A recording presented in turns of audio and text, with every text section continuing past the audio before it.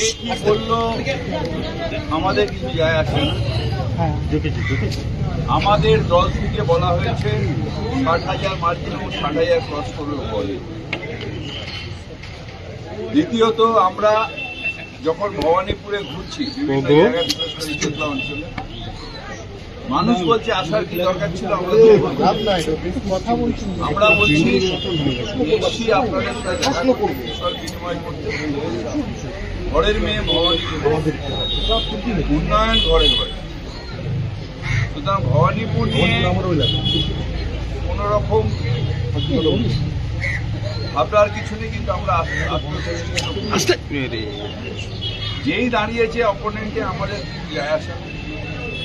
মানুষ আর আমরা তৃণমূল কংগ্রেস এবং এখানে ববিহারি, আমরা পুরো সংগঠন নিয়ে 24 ঘন্টা মানুষের পাশে থাকি। মুখ্যমন্ত্রী এখানে কোনো অসুবিধা হলে দৌড়ে আসে, প্রত্যেকের সাথে মৌখিকভাবে প্রত্যেককে চেনে।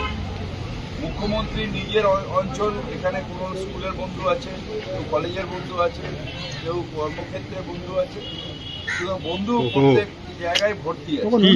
যেহেতু এখানেই জন্মেছেন, এখানেই বড় হয়েছেন, এখানে থেকেই পড়াশোনা করেছেন, সবটাই ভবানী। তাই মুখ্যমন্ত্রীর ইলেকশন নিয়ে চিন্তা নেই। আমরা যেহেতু দল একটা আমাদের টার্গেট বেঁধে দিয়েছে, সেটাই আমরা সবাই তৃণমূল কর্মীরা ঝাঁপিয়ে পড়েছি। সেই